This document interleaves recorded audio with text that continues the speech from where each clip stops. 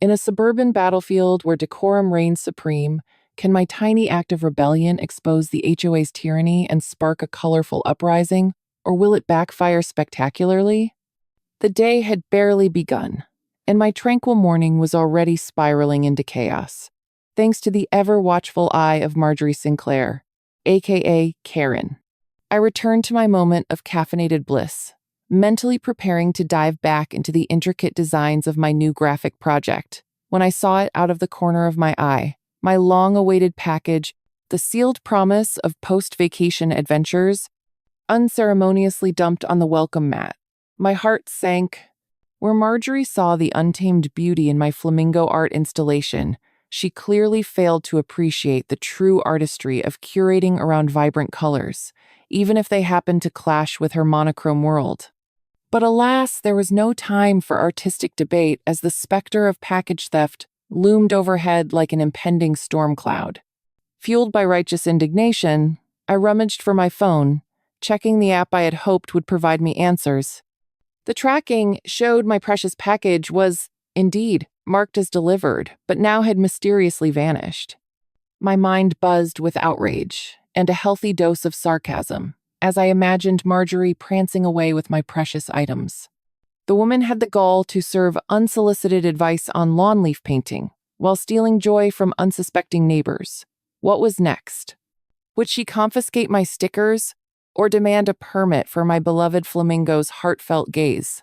I knew she was guilty. The question was, how could I prove it? An audacious plan began to form in my creatively rebellious mind. Ben, with his zen demeanor and penchant for reckless fun, would be crucial in executing my grand design. I sped over to his house, where, unsurprisingly, he was in the middle of a yoga session. The sight of my agitated self barreling into his sunlit sanctuary was surely a shock, like a tornado in a tranquil meditation circle. "Lily, what's wrong?" he asked, his calm voice flickering the fire of my fury. After spilling the entire saga of the package uprising, I could practically see his wheels turning behind those laid-back, beachy blue eyes. "We'll set a trap," he suggested, grinning widely, as if this was just another sunny day in our suburban paradise. A glitter bomb? My excitement bubbled over, but Ben waved it away. No, something even better. The plan was deceptively simple, yet undeniably delightful. Together, we ordered a brand new package, filled with fake dog poop that glowed under UV light. If Marjorie were to borrow this one, we would ensure she experienced the comical aftermath in a fit of illustrated embarrassment. "Think of the karma!" I exclaimed, while double-checking the order to ensure it was labeled with my name. I could hardly wait for the expressions on our neighbors' faces. The unsuspecting residents, who had presumably never seen such a scandal unfold on their pristine cul-de-sac. It felt like we were staging our very own comedy theater amidst the pressuring confines of our HOA. What a deliciously petty romp it promised to be. 3 days later, I stood on my porch with Ben, who was strumming his guitar and drumming up our own personal anthem of camaraderie as we awaited the delivery. The air was thick with anticipation, and maybe a bit of our popcorn-fueled excitement. When the package finally arrived, it was as if Miss Marjorie sensed it was there, silently prowling around her manicured yard like a house cat. My heart raced when the delivery man tossed the box onto my step, the deliverance I'd been waiting for. With great stealth, we hid just behind my hedge, waiting impatiently for the moment Marjorie could not resist the siren call of absent neighborly ownership. Much to my delight, our gift package was an immediate hit for Marjorie, and she strode over like she owned the entire suburban block.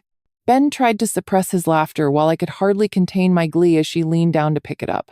Our trap had sprung, but the real amusement lay ahead as she opened the box with a meticulous air, only for it to explode with the bioluminescent glow of faux animal droppings. The horror on her face was everything I could have hoped for, dwarfing every villainous act she had ever inflicted upon our little neighborhood. "There's something unusual about this delivery," she murmured incredulously, as she desperately tried to brush away the laughter-inducing mess that now capped her esteemed reputation as the HOA's top enforcer. As her indignant cries echoed through the street, A triumphant sense of accomplishment washed over me like a warm bath after a long day. Suddenly, the oppressive weight of HOA regulations and her pinched judgment felt utterly trivial. This comedic emotional catharsis served as a reminder that sometimes a little rebellion, wrapped in humor, could unleash a wave of freedom from all things Karen.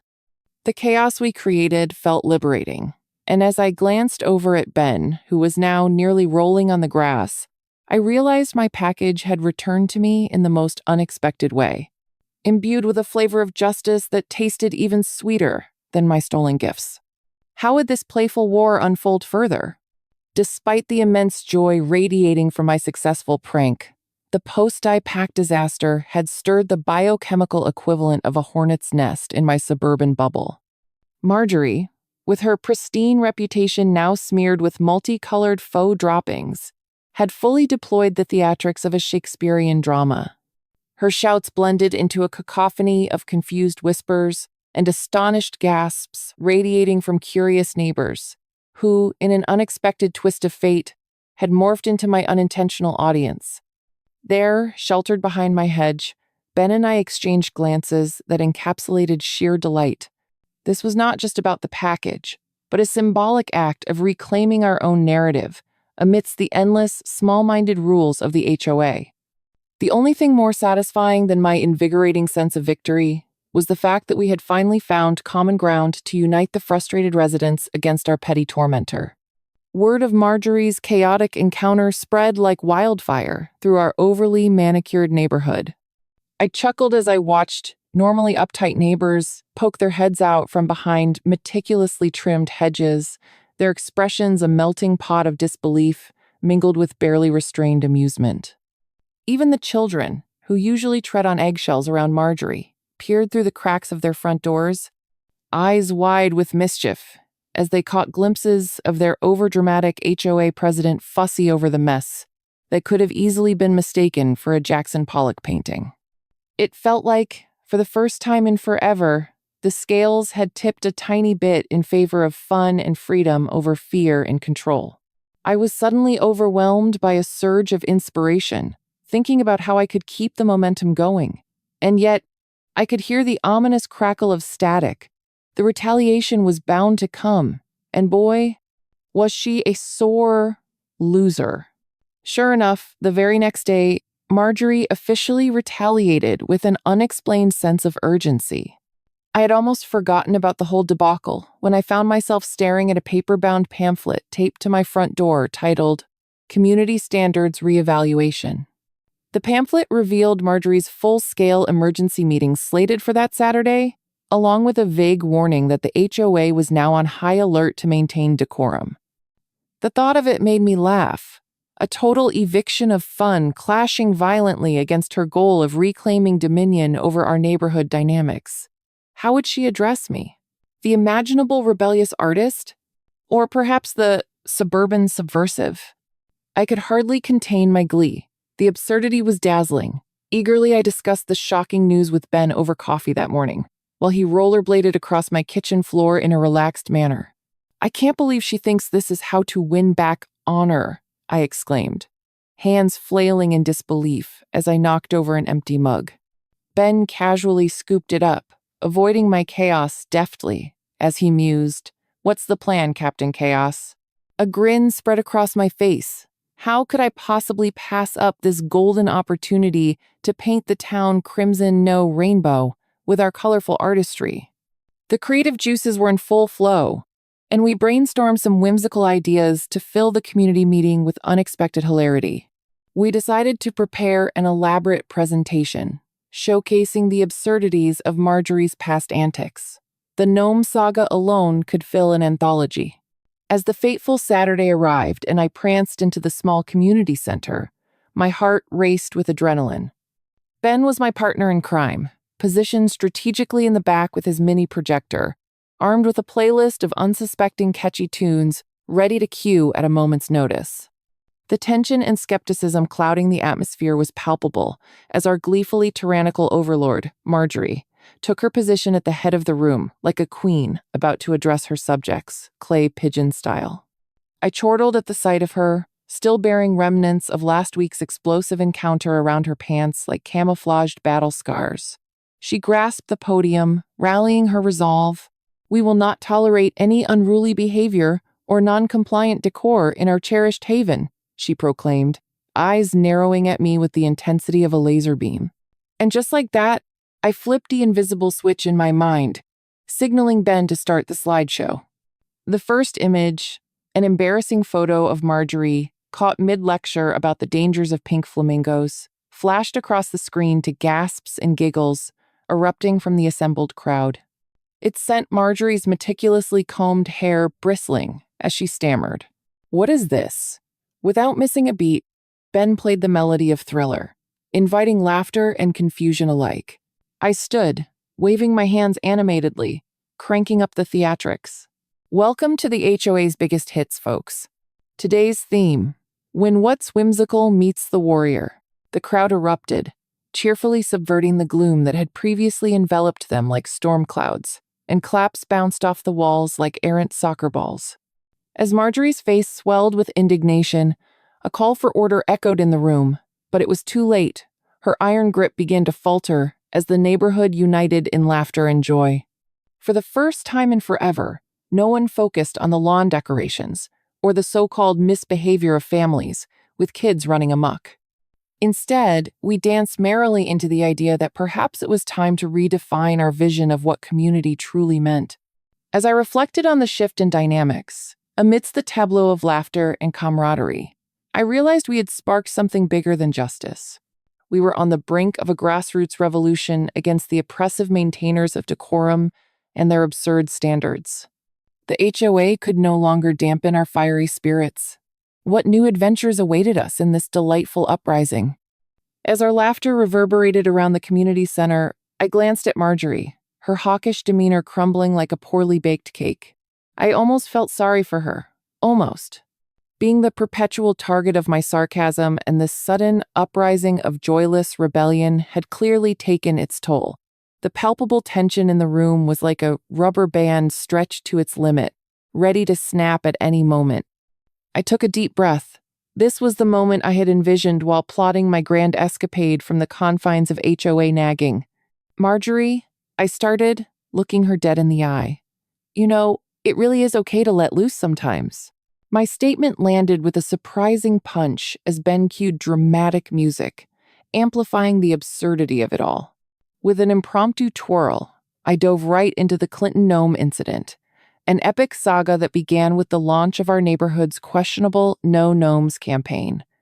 I reassured the assembly about the holistic benefits of embracing unique yard art and showcased photos of garden gnomes dressed up as famous historical figures. Think Gnome Napoleon and Gnome Beethoven. The crowd erupted in invigorated laughter, sipping on the chaos I was serving. I could see the flicker of hope in their expressions, hope that perhaps there was a way to coexist with our HOA overseer without fear of judgment. And voila! We'd created a special camaraderie built entirely on laughter and ridiculousness, a little rebellion wearing silly smiles. In the midst of my presentation, the air crackled with a strange energy. I attempted a dramatic pause as I held up a gnome dressed as Marjorie, complete with a stern expression and oversized glasses. The laughter surged forth like a tidal wave. Suddenly, the crowd wasn't just bonded by laughter. They were ignited by ideas. I spotted Dingy Dave, the neighborhood handyman known for his hodgepodge of unruly lawn decor, barometric gnome readings, and hot air balloon-themed yard sales, jiggling with laughter next to Betty Lou, the spunky retiree armed with enough solar flamingos to light an entire street. They were laughing and plotting together, a rare sight. The true beauty of the night was unraveling. It was less about the rebellion and more about rekindling the sense of community we so desperately craved before Marjorie took center stage in our lives. As the spotlight momentarily shifted back to Marjorie, I could almost feel sympathy for her, or at least I imagined it would feel like a warm Merlot on a cool evening. Yet all she managed to muster was a thin-lipped, twitching smile that suggested she was teetering between furious and bemused. "This isn't what our community is built upon," she sputtered, eyes wide as she surveyed the laughter swirling around her like confetti. "We stand for order, not chaos," she shouted, clutching her clipboard like a lifeline. But it was clear her words had lost their impact. Everyone was too busy belly laughing to notice. I relished this rare moment of triumph. Tension was slipping away, buoyed by the overwhelming energy my little charade had created. Then it hit me like a bolt of inspiration, the zesty spice of a wicked idea that felt only fitting given the day's unexpected twists. I sidled up to the podium, casually tossing out, "Maybe it's time for a community art project. After all, wouldn't it be lovely to spruce up our little slice of suburban paradise with bursts of creativity?" The crowd nodded enthusiastically, already dreaming of what could be a mural, a festival of yard art that celebrated our eccentricities. It was like I had dropped a glitter bomb into our midst. Ideas sparked brighter than any requirement or regulation Marjorie could hold over us. People began yelling suggestions, and the spontaneous exchange was thrilling. A cacophony of potentiality that hinted at collaborative gardening, whimsical lawn ornaments, and potentially even an annual gnome day. But it was then that I realized Marjorie's face had transformed from an indignant glare to something darker, an expression that signaled she was not ready to relinquish her iron grip just yet. Glancing at my best friend Ben, we shared a knowing smirk. I could almost hear the gears turning in her head, her inner Karen rallying like a general anxious for battle. "Just wait till I tell the board," she stammered, raising the stakes. But now it didn't matter. Our neighborhood was alive, buzzing with energy and exhilaration, a fresh current of rebellion washing over us in vivid colors. Tell them what? That we're finally having fun. I quipped, my voice thick with sarcasm that sent the audience rolling into more fits of laughter. As the meeting wrapped up, exhilarated chatter ricocheted through the room, a bright beacon against Marjorie's fraying demeanor. Focus had shifted onto us, not her. This was more than a rebellion. It was an invitation to redefine our suburban tapestry stitched together by fading tensions and fixations on ordinances. We were tapping into possibilities, weaving joy into the fabric of what our community could be rather than what it was entangled in. Honestly, it felt like a scene out of a movie, where the protagonist bows to the crowd. Maybe being quirky isn't so bad after all. I couldn't shake the thought that we had barely scratched the surface of our power against the petty constructs defining our existence. What wild adventures awaited us in this newly invigorated neighborly revolt, the dawn of a new era in HOA history. Just as I thought our little rebellion might slip seamlessly into the annals of suburban legend, there she was again, Marjorie. Hovering like a looming storm cloud, clipboard clutched fiercely to her chest, she resembled a mothership with a general ready to unleash some apocalyptic ordinance against her subjects. "You think this nonsense is going to fly?" She fired back, her voice steely with an anger sharper than her neatly pressed collar. I had to admit, her enthusiasm for conformity truly knew no bounds, and every finger wag and verbal threat felt like she was preparing a suit of armor for the next neighborhood skirmish. Yet, as she faced the raucous laughter of the crowd, the defiance in her posture faltered. It was almost comical, the way her frown deepened, mirroring the frown of a toddler denied a cookie. My faithful sidekick Ben elbowed me gently in the ribs and whispered, "Looks like someone needs a nap." His easygoing spirit soothed the hard edges of the evening and acted as a fatigue remedy to my internal reckoning. This wasn't just a walk in the park. I was positively vibrating with exhilaration and a little bit of spite. Meanwhile, the crowd was munching on the aftermath of our laughter-fueled discussions, like ants at a picnic. Who's up for a Gnome Day festival, complete with arts and crafts, food trucks, and maybe a costume contest? I called out, a wave of cravings blooming out of my heart and into the atmosphere. The raucous cheering from my neighbors sent a warm flicker through me like a light bulb spitting sparks. "Can't wait to see Gnome Shakespeare," someone howled, which only fueled my growing sense of mischief. However, the energy swirled into unknowable territories when I noticed Marjorie's hand twitch. Was it grief? Revulsion? I leaned closer to Ben for reassurance, but he was too busy trying out gnome poses, one foot up, hand on his hip, his face caught in a moment of pure silliness. Who knew gnome discourse would be this thrilling? he quipped, the corners of his mouth curling mischievously as he wiggled his eyebrows. I couldn't help but burst into laughter, echoing the contagious joy rolling through the crowd. Moments dissolved into merriment, until Marjorie cleared her throat loudly, like a teacher trying to quiet rowdy children. You're forgetting about the rules. We stand against chaos, she admonished. If not, I'll have to inform the board. Tell them what? I chanted back, giggles spilling over as I tossed my curly hair like a wild windswept crown. That we're living our lives without fear of you? My boldness was a mask for the inner toss-up I felt about where our community was headed. Just as I was about to challenge the norms again, I caught a glimpse of a familiar pair of little old ladies among the audience, two notorious gnome lovers.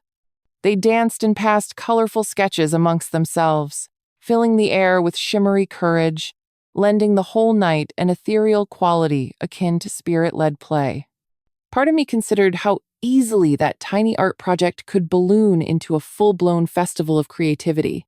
But could Marjorie keep that iron curtain up against the tide of delight weaving its way between us? Marjorie's jaw tightened, setting off a siren within my merry heart. You don't want to provoke the board, Lily, she snapped, her hawk-like glare darting around to catch any of her missing wick soldiers. Not a single hand was raised, in a salute or a whisper of dissent against my burgeoning plans. At that moment, a panel of neighborhood cohorts sprung to life around me, a chorus of supportive voices bursting forward. We want a gnome festival. No, we shouted. This wouldn't just be a festival. It would be an allegiance to freedom from Marjorie's draconian rule. Perhaps a float and Halloween parade? Suggested Betty Lou, her face lit up like a sunbeam. I felt hope swell within me as ideas whirled tangled with absurdity, and a rabble of colorful schemes danced in the air. A resolute camaraderie surged among us as collective breaths mixed with laughter and anticipation. The hilarity of it all spun wildly like a carnival ride, and while chaos was still bubbling, we were reclaiming our territory together. I made my move. With a flourish, I brandished my faux package from earlier, now empty yet teeming with symbolic weight. As we transform our landscape, let me propose an unveiling ceremony for our new neighborhood symbol, one that captures the spirit of our personalities and lightheartedness. The crowd rallied, cheers erupted as I pitched my idea for a giant garden gnome decorated by every household, crowned with glitter and embodying our eclectic energies. Gnome Marjorie would shoot flames of audacity through the neighborhood. Wouldn't that be a sight to behold? Marjorie was losing control at an alarming rate, her hawkish gaze dancing between disbelief and realization.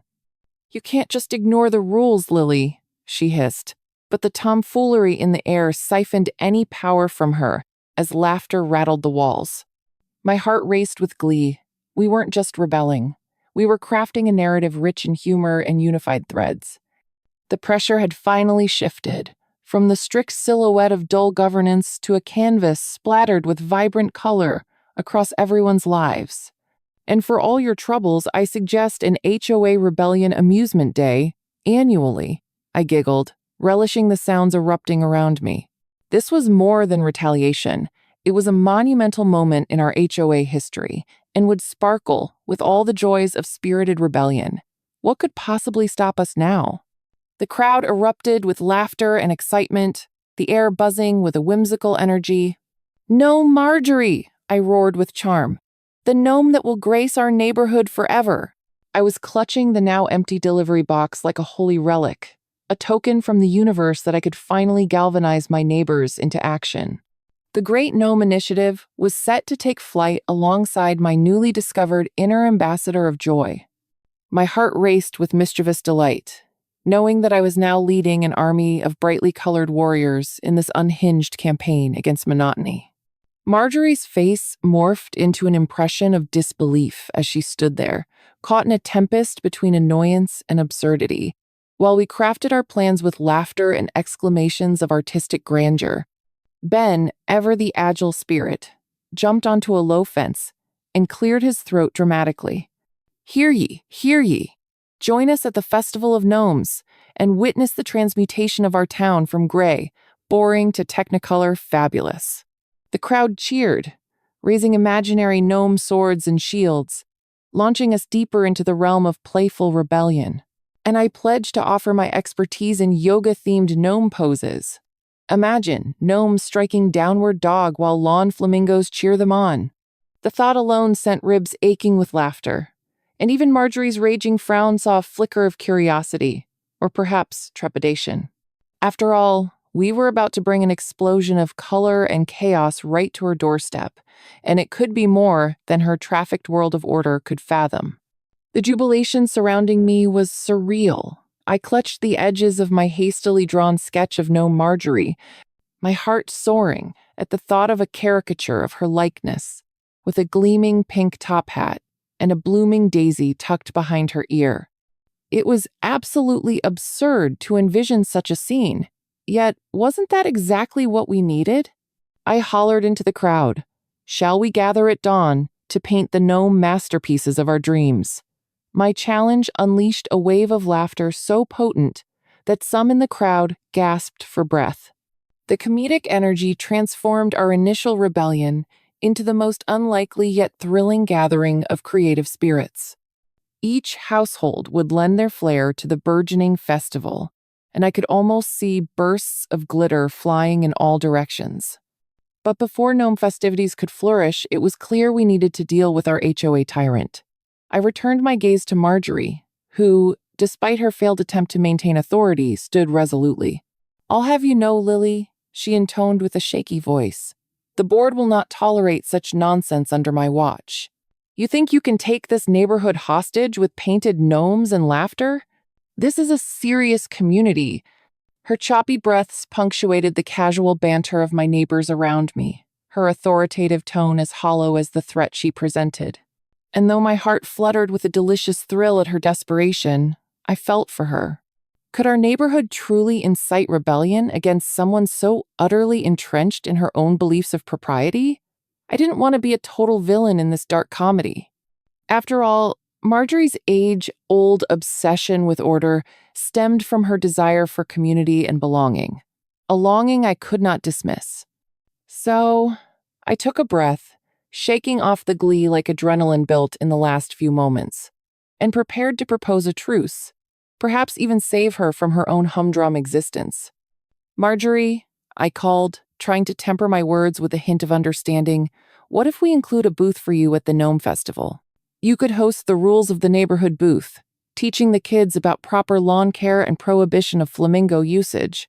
My proposition ignited an uproar of laughter, a concoction of revolt and charm that was deliciously contagious.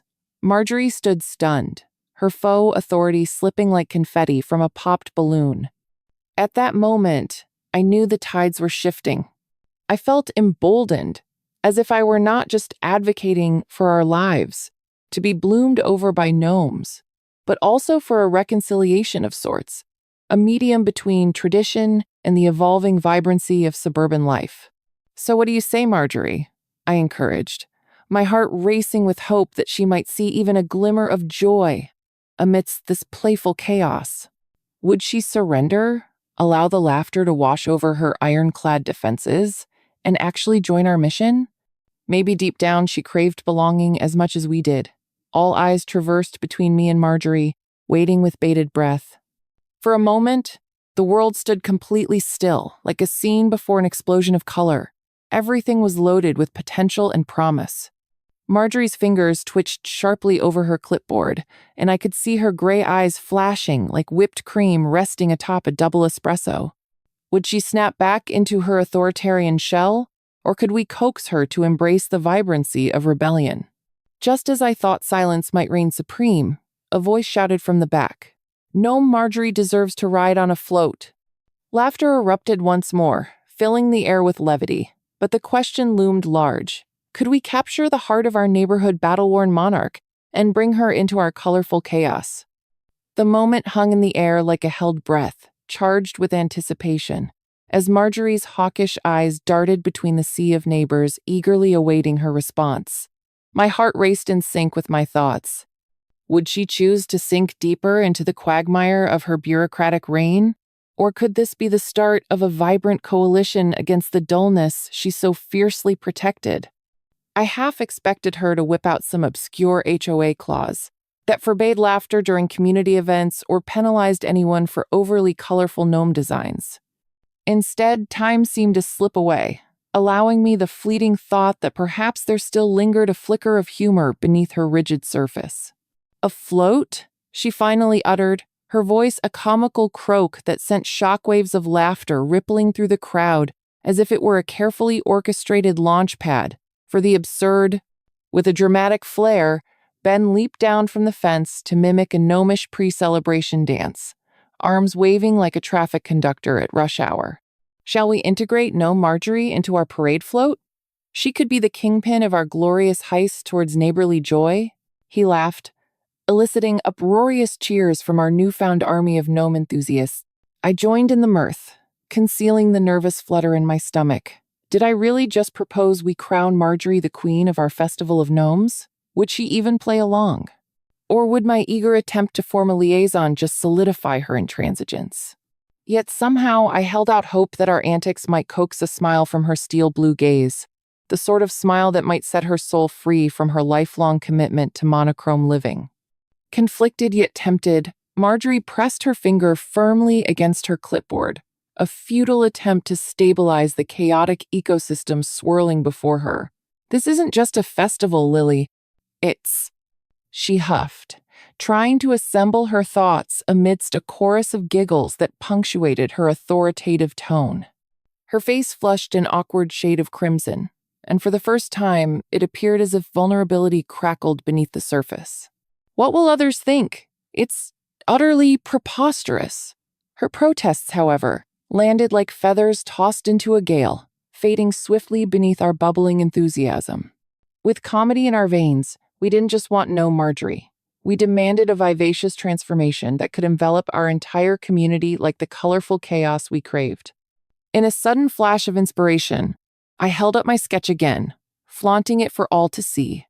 Picture it, a float bedecked with flowers and unyielding gnomes, and you, Marjorie, decked out in a glorious golden crown, guiding the parade as our honorary leading lady, I proclaimed, invoking the most extravagant images I could muster, my voice practically rising above the laughter and cheers.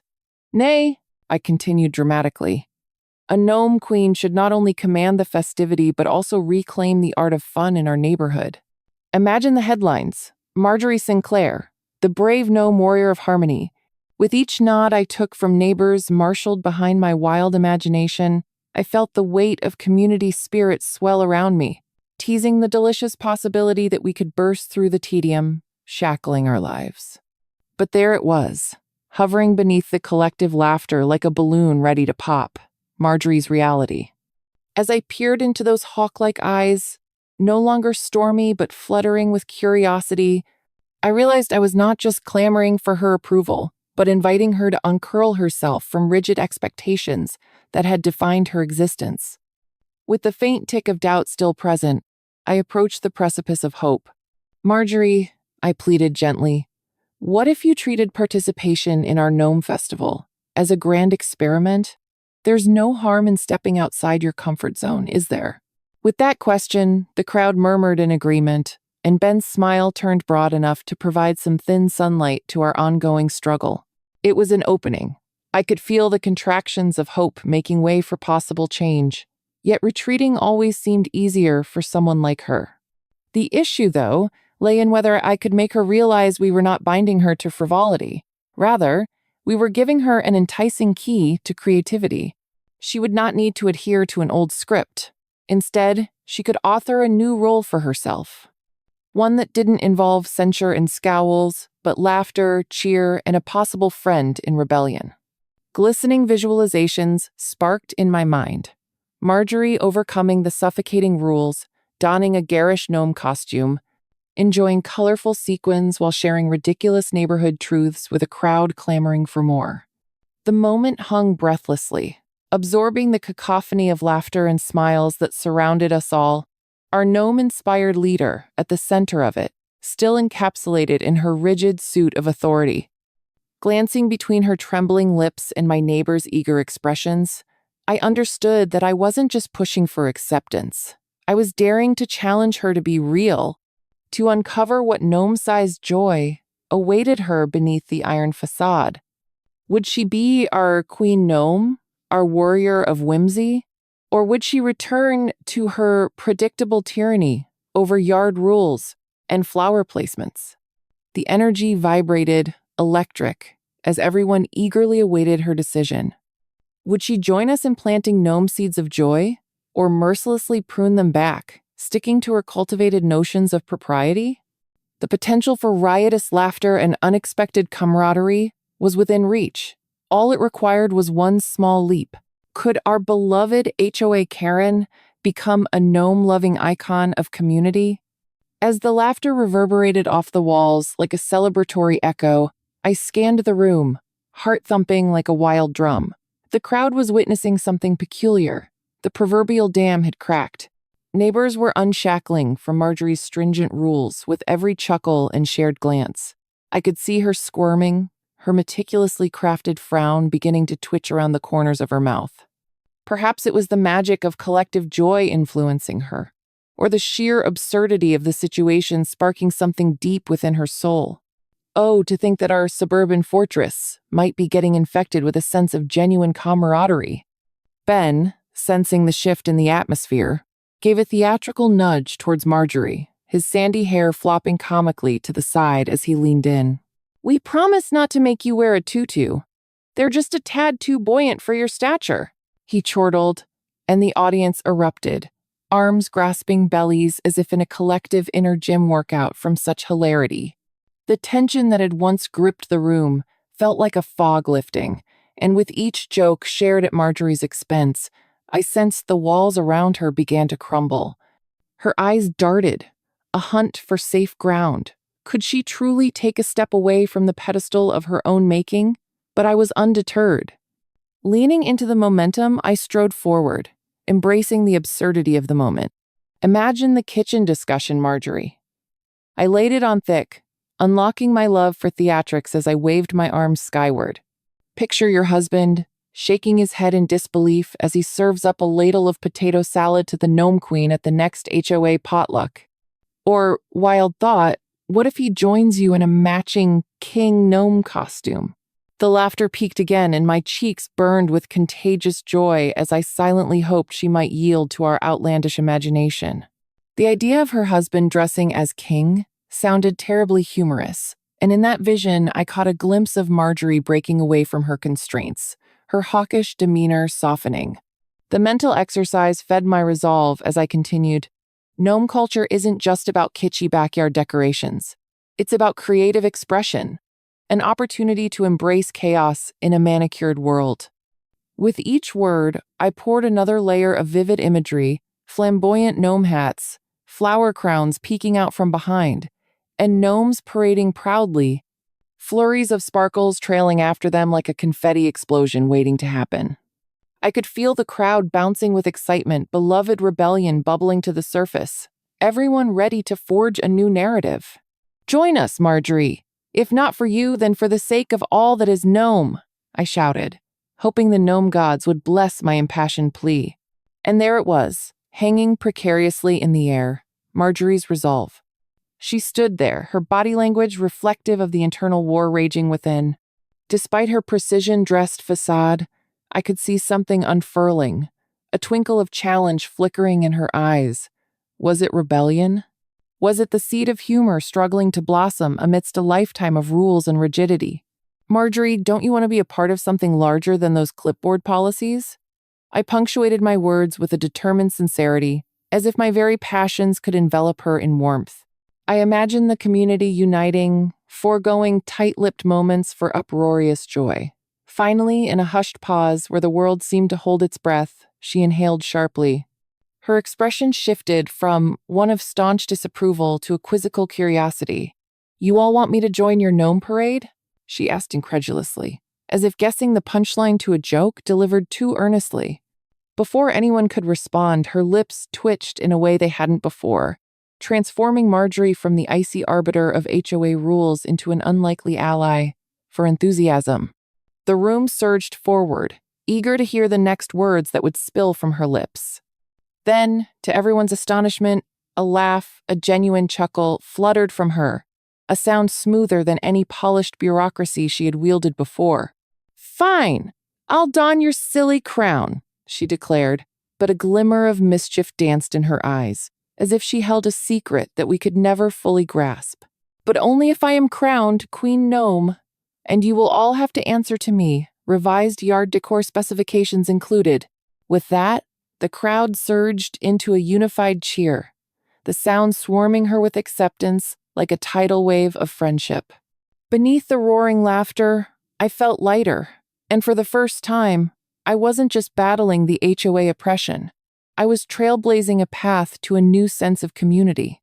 And so, in that glorious moment where the threads of rebellion and gnome decor intertwined, I realized something. We might just be creating a new legacy. With Marjorie no longer the condescending, fire-breathing dragon of rules, but our queen of gnome. We had ushered in a new era where laughter triumphed over regulation. The spark of joy ignited not only our collective hearts, but also challenged Marjorie to unveil the humanity hidden beneath her clipboard armor. Would we flip the HOA script into one filled with warmth and whimsy? Time would tell, but at that moment, how could I not believe wholeheartedly in our colorful future?